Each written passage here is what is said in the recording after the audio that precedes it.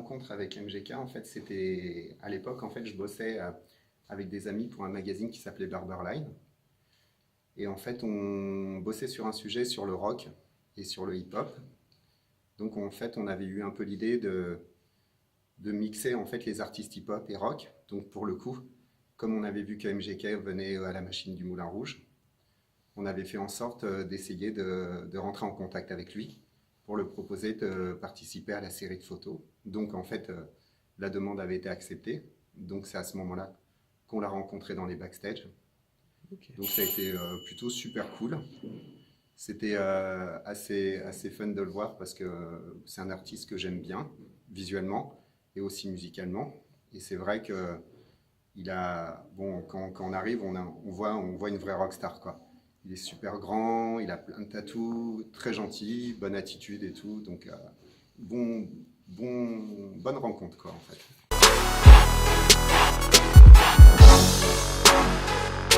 Alors, en fait, à la base, il y a deux photos que j'apprécie beaucoup de MGK que j'ai faites. Donc, celle-ci. C'est vrai que j'apprécie beaucoup à la base les photos noir et blanc.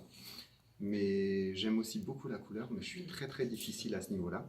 Et c'est vrai que dans cette photo de MGK, ce que j'adorais en fait, c'était les textures en fait de couleurs avec le bleu au niveau de son MGK, de son dos, avec tout le fond bleu qu'on a trouvé vraiment complètement par hasard en fait dans les backstage.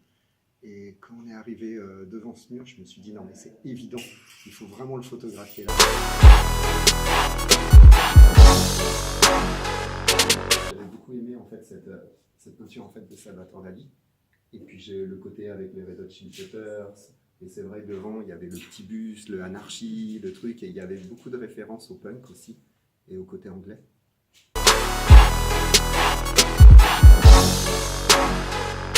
Je l'ai découvert un petit peu par hasard parce que c'est vrai que je travaille actuellement en fait sur un nouveau projet sur le hip-hop et sur le rock à travers un nouveau livre.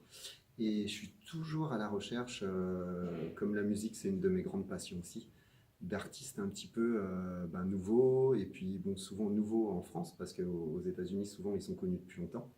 Et c'est vrai que j'ai commencé à découvrir Yellow Wolf, et en cliquant sur les vidéos, à un moment je suis tombé sur MGK. Et donc je me suis dit, c'est qui ce mec et tout ça, il faut que je regarde.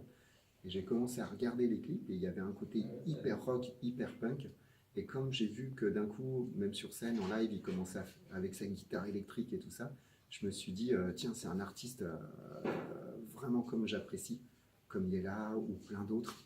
Et d'un coup, il y a une espèce de fusion qui arrive, comme à l'époque où il y a l'album Judgment Night qui arrivait, où il y avait des featuring avec Booyah Tribe, Face No More. Tu avais Onyx avec Biohazard, et d'un coup j'ai retrouvé en fait ce petit piquant, quoi, ce petit piment qui arrive et qui nous font kiffer du côté peut-être trop hip-hop, trop calé, ou vraiment on attend un truc. Et là on peut découvrir plein de nouvelles choses. C'est des artistes qui peuvent nous surprendre à chaque moment, quoi.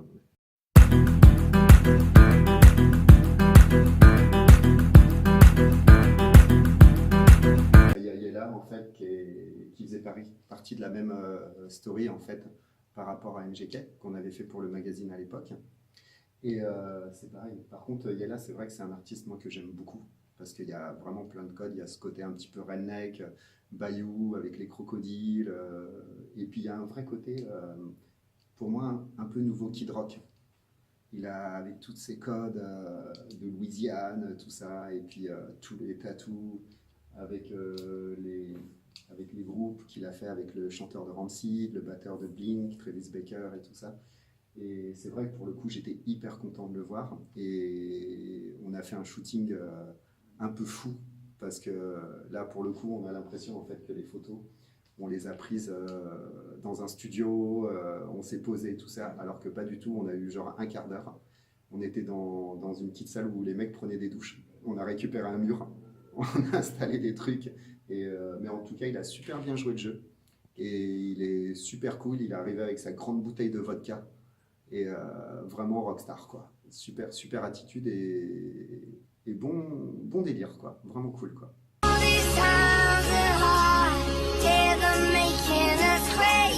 Alors je pense que ça serait vraiment cool. En plus c'est assez drôle parce que Cette photo de Yella qui est juste là, c'est une photo que j'adore moi mettre en fait juste à côté de la photo de MGK qui est de dos. Et je trouve qu'elle marche toujours super bien ensemble. Donc j'ai envie de dire, ça coule presque de sens et puis ça serait vraiment, je pense que ça serait assez surprenant et puis visuellement déjà on en prendrait plein les yeux. Et puis musicalement, je pense qu'il y a moyen qu'ils nous surprennent grave. Moi je pense à faire à suivre quoi, mais allez on croise les doigts, je pense que ça peut être cool.